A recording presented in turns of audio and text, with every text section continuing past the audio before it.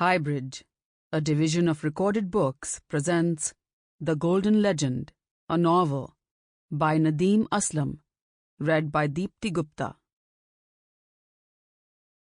There is no greater denier of God than he who accepts injustice instead of rebelling. Katil Shifai. The first place of note is the minaret fortress. As we approached it, our convoy passed through a delightful valley between burial mounds overgrown with lime and plane trees. These were the graves of several thousand plague victims. Here blossomed many-colored flowers, born of the infested ashes. Alexander Pushkin, A Journey to Erzurum, at the time of the 1829 campaign. Prologue. It was a large room.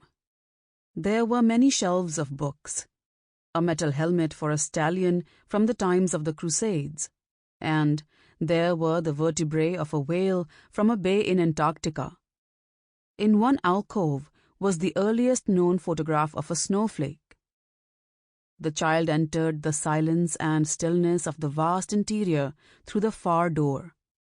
She came past the fishing canoe resting on a long, low table under the window.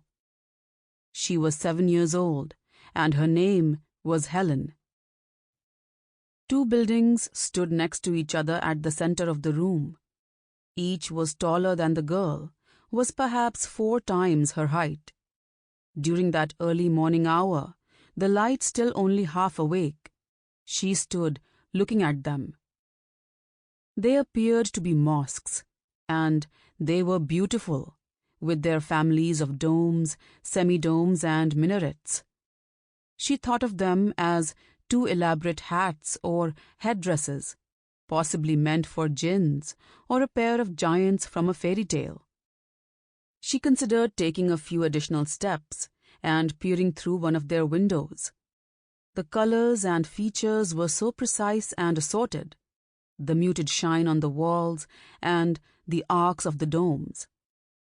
She reached out and touched the detail of a painted leaf. Buildings situated within a room. Normally it was a room that existed within a building, was contained by it. She described a circle around them now.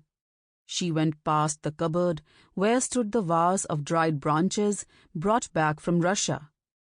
They were from the apple trees that Count Tolstoy had planted with his own hands. 4 of them were still alive in his orchard. The girl stopped when one of the buildings produced a creak, as though it were experiencing a mild earthquake. It stirred now and rose a few inches, breaking free of gravity, swaying a little. And then it ascended further, beginning to travel at a languid pace towards the ceiling. It was being pulled up by the delicate-seeming yet strong chains that were attached to the tips of its minarets. Eventually it came to a stop, up there, in the high distance. The immense room she was in was a library and a study, a place of fertile solitude. Due to its size, it was difficult to heat in the winter months. Not long ago, they had had the idea of bringing in 2 small cabins, each just large enough to house a desk and chair, a stack of immediately necessary books and papers, and a small heater. The thinking was that from December to February, a person would go into one of the cabins, close the door behind her, and work in that pocket of warmth. From ordinary cabins, however, they had become detailed models of 2 historic buildings, the great mosque of Cordoba and the Hagia Sophia in Istanbul. The girl had caught glimpses of them being constructed during the previous few weeks. Now they were ready, and because it was June, they were being winched up to remain suspended up there until December. After the Hagia Sophia, she watched the great mosque of Cordoba being pulled up by the system of pulleys and chains. Neither of the 2 buildings had a floor of its own. They would borrow the room's floor when they were down here. So when Helen looked up now, she could see into the interiors. She imagined moths fluttering like trapped prayers under the miniature domes in the evenings, bumping against the colored insides. She would always remember this handful of moments from her early years. Childhood, when minutes could feel as prolonged as hours, and the days vanished in the blink of an eye. It was Helen's father who had carpentered the buildings, and it was he who was causing them to rise through the air, storing them out of the way. She turned and looked at him where he stood at the other end of the room, operating the various cranks and pulleys located near the corner. She liked the fact that he made one last minor adjustment to the chains, making sure both buildings were held at exactly the same height. He was a tall, bright-blooded man, and his name was Lily. 1. The Orchard. 1. This world is the last thing God will ever tell us. A few hours before he was killed, Masood woke at the call to the pre-dawn prayer. It was issuing from the loudspeakers attached to the minaret just across the lane. He imagined the worshippers approaching the 18th century mosque in silence, some of them carrying lanterns. The sight of empty shoes at the thresholds of mosques had always made him think that the men had been transformed into pure spirit just before entering. After the call ended, the smell of bread drifted to him from the house behind the mosque, where the cleric lived, the man's daughter rising at this hour to prepare a meal for him.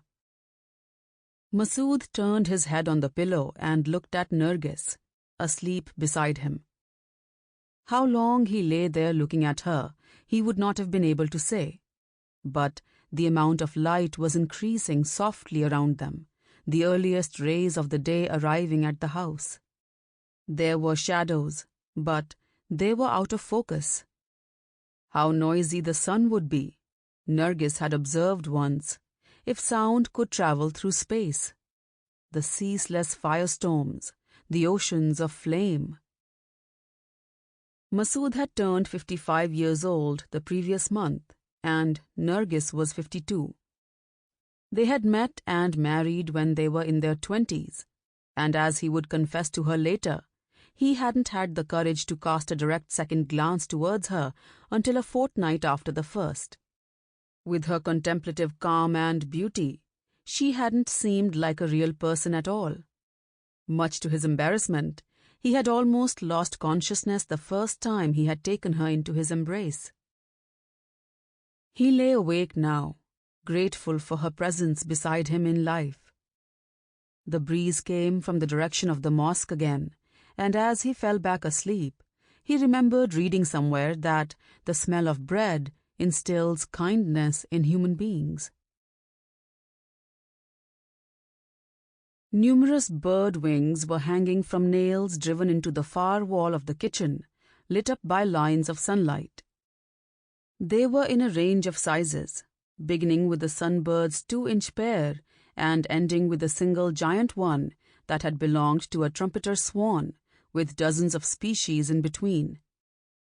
The most beautiful modern building in Pakistan was said by many to be a mosque designed by Nargis and Masood. They were architects, and they lived surrounded by objects from which they might draw inspiration. Apart from the bird wings, in one corridor there was a chariot from Sindh, and there was a samurai's suit of armor that looked as though it were made out of dragon scales. The earth was not a perfect sphere. Were the oceans to be emptied, it would resemble a distorted ball, and Masood had carved that shape precisely in sandstone. It stood at the center of the garden. Scattered on various tables and ledges around the house were small replicas of some of the world's celebrated buildings. The cross-section of Durham Cathedral, the Forbidden City, the Glass House in New Canaan, USA. In the kitchen, Nargis was preparing tea. She switched on the radio when it was time for the news. For a few weeks now, someone had been entering the city's mosques, most often during the night, and revealing the secrets of the citizens over the minaret's loudspeakers.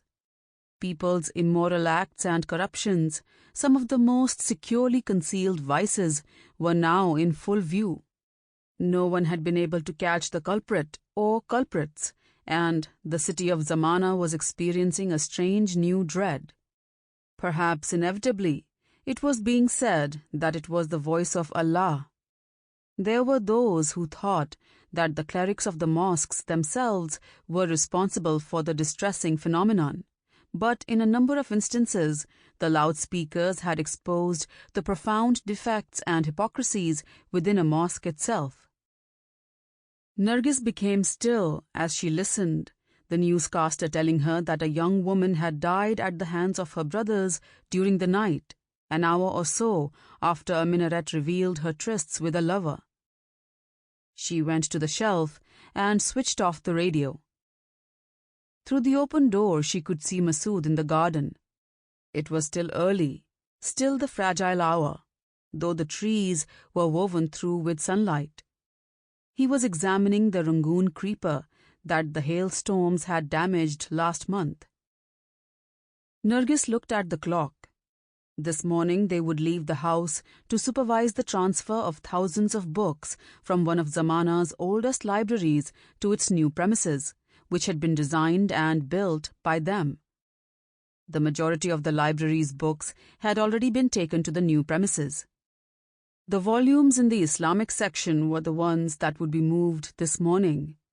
Since each one of these texts contained the names of Allah or Muhammad somewhere, it had been decided that they should be taken from one building to the other by hand. In a truck or cart, the risk was too great of something coming into contact with uncleanliness. Nargis and Massud would be walking to the nearby Grand Trunk Road to be part of a human chain, and the books would travel a mile-long succession of hands. "We should leave by 7:30, Nargis said when Massud entered the kitchen.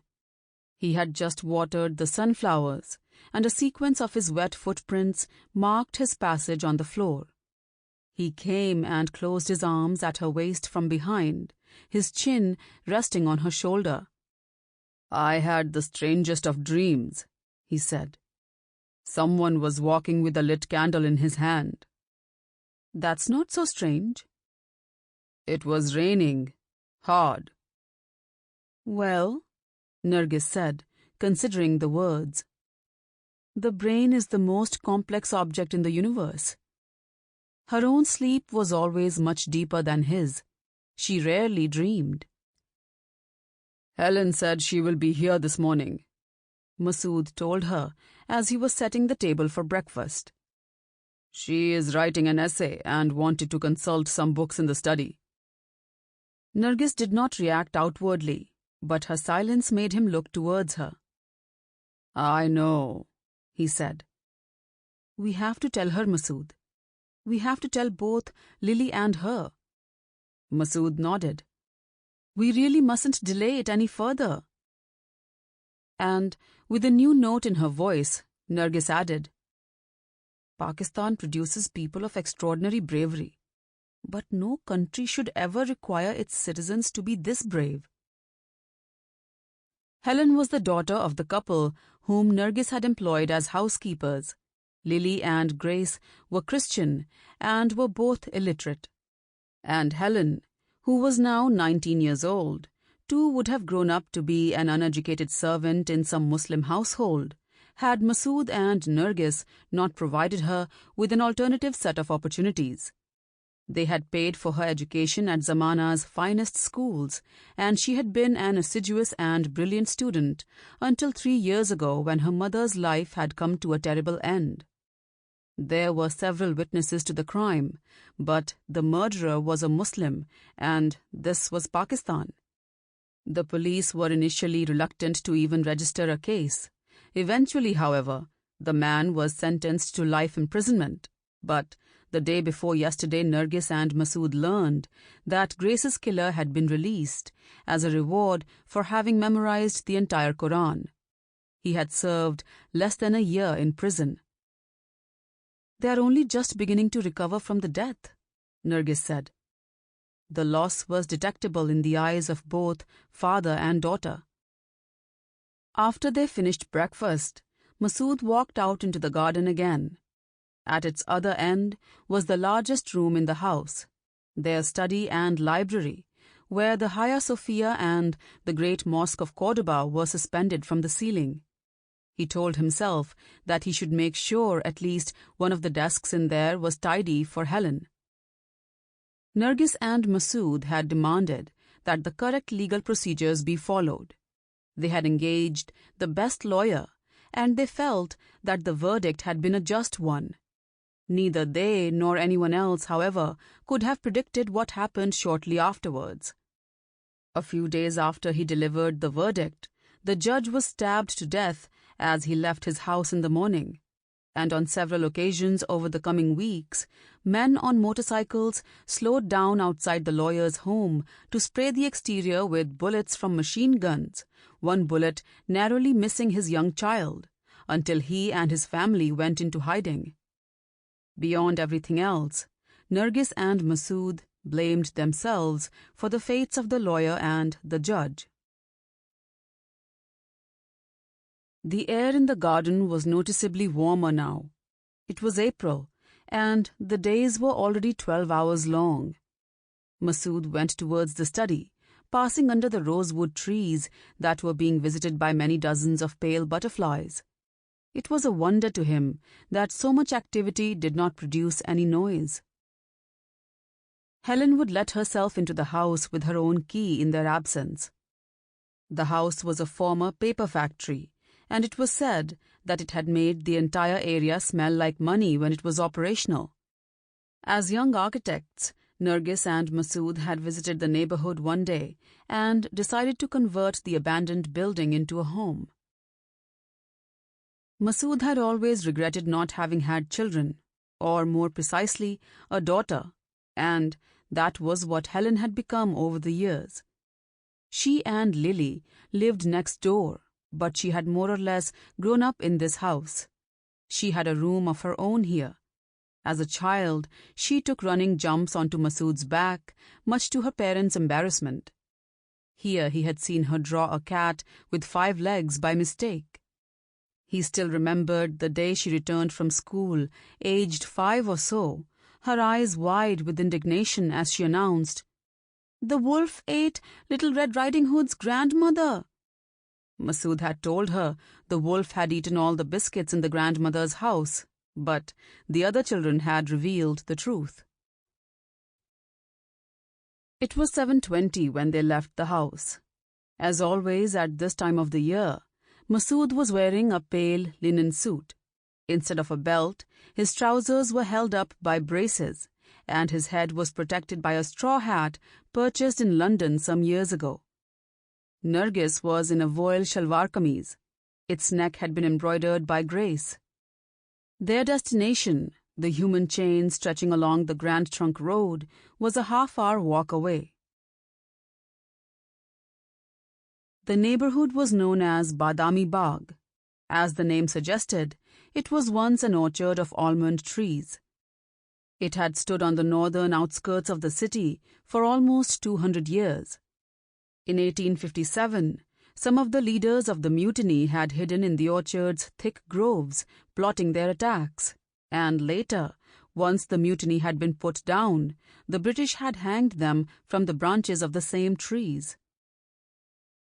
By the 1950s, the British had left by then and Pakistan was an independent nation.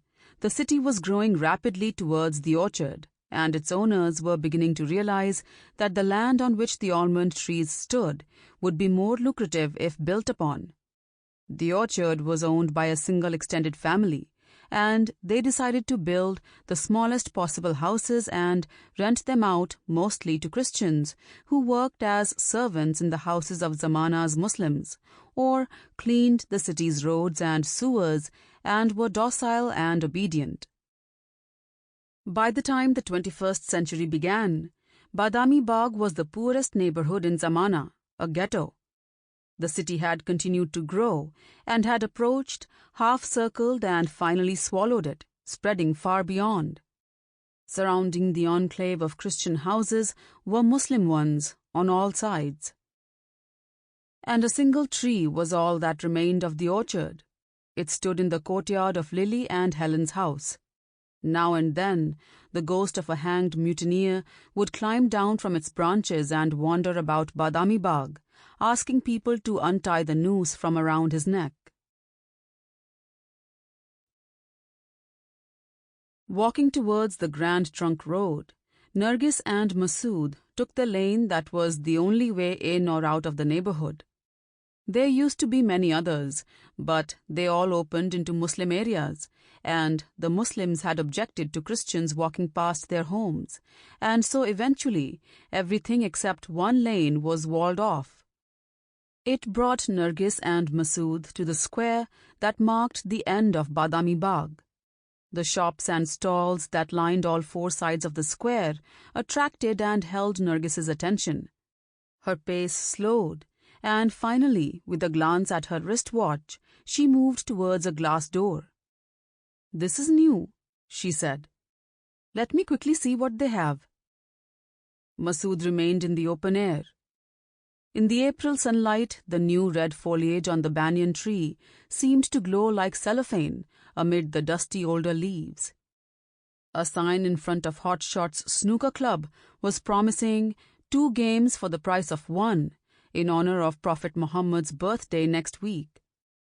Outside the factory that produced ice in 4-foot blocks, a woman sat like a gem cutter with a small ice pick, carefully extracting moths that had fallen into the water during the freezing process.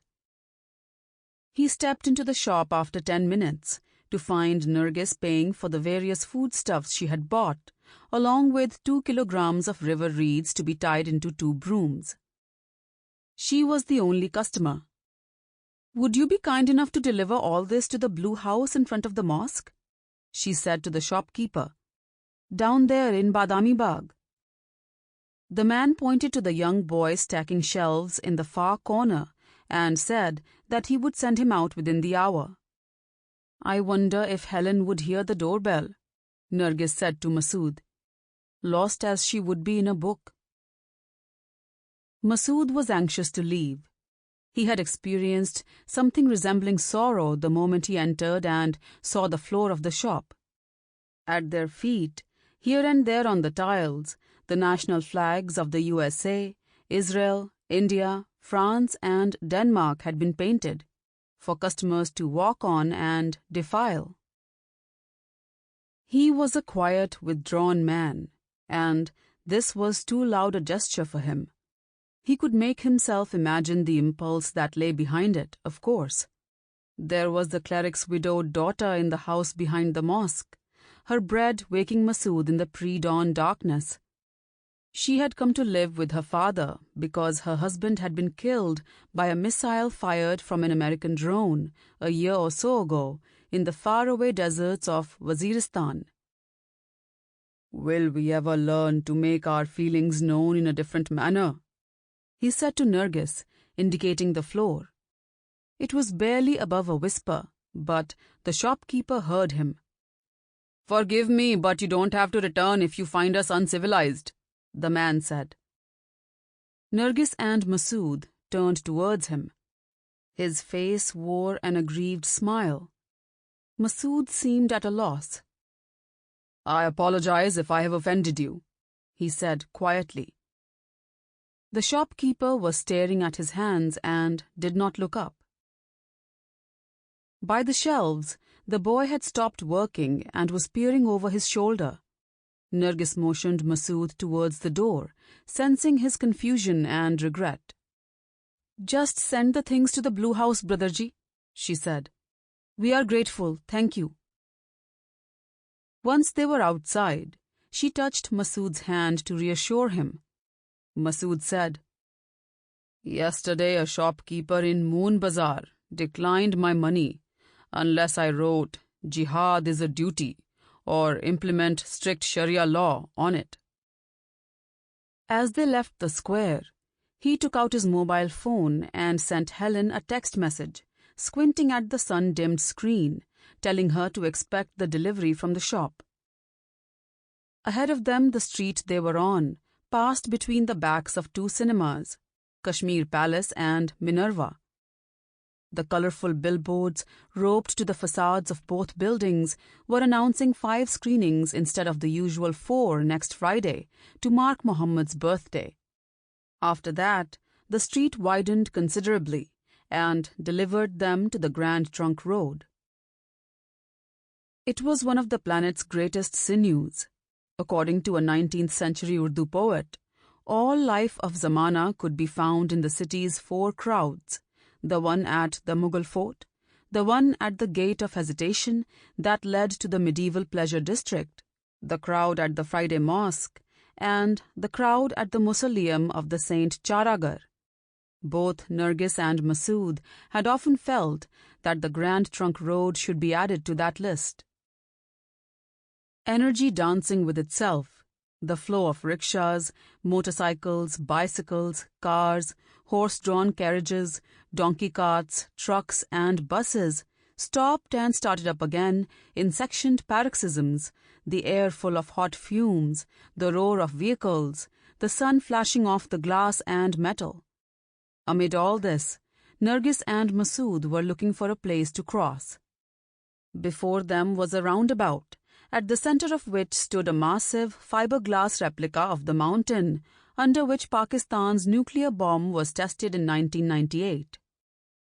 Masood could see that the human chain was already forming on the footpath on the other side. A number of the city's schools had sent their pupils to participate in the task of moving the books, and it was their matching uniforms, as noticeable as groups of animals with identical markings, that had drawn Masood's attention, telling him precisely where he and Nargis needed to be in the disorder. After they had crossed, Masood made and received several phone calls to ensure that everything was proceeding as planned. He and Nargis positioned themselves in the chain, closer to the old library than the new building, and the first book arrived in their hands at just after 8:30. The quickness with which it was followed by others reminded them of objects rushing along on the rapids of a great river. A 9th century Abbasid Quran was followed by a book of Mughal paintings, of which Rembrandt had made copies in 17th century Holland. Next was a 13th century Arabic translation of Dioscorides' De Materia Medica. There were verse guides for pilgrims to Mecca and Medina, and there were collections of sentences spoken by the Prophet, and there was a sorcerer's manual from Moorish Spain. The school children were thrilled with their morning, and their thin voices were like whistles in the air. As the books continued to travel, the traffic lights changed periodically on the Grand Trunk Road. The vehicles came to a halt next to the footpath and then moved on. At around 9 o'clock, Nargis noticed that the driver of the car that had just stopped near her was a Westerner. A large, healthily built white man, he was something of a surprising sight, and those passers-by who had noticed him were looking at him with open curiosity. Almost all of them, Nargis was certain, had never seen a living white person, though some of the shop fronts and billboards around them carried images of European or North American faces. A little boy grinned and raised his hands to wave at him. Just then, a motorcycle pulled up between the Westerner's car and Nargis. Both young men on the motorcycle were holding pistols, the barrels pointed at the white man's head. She saw the pillion rider's gun reach forward, and it touched the window glass with a clean sound. They had been following him. Before Nargis could react, a gun had materialized in the white man's own hand, and he had begun to fire through the car window, Nargis hearing the sound of each shot separately, distinctly. The window shattered. Hit in the stomach and chest, the pillion man fell onto the road. the wounds bleeding thickly, smearing the tarmac with red. As the other man revved up the motorcycle and was fleeing, Sample complete. Ready to continue?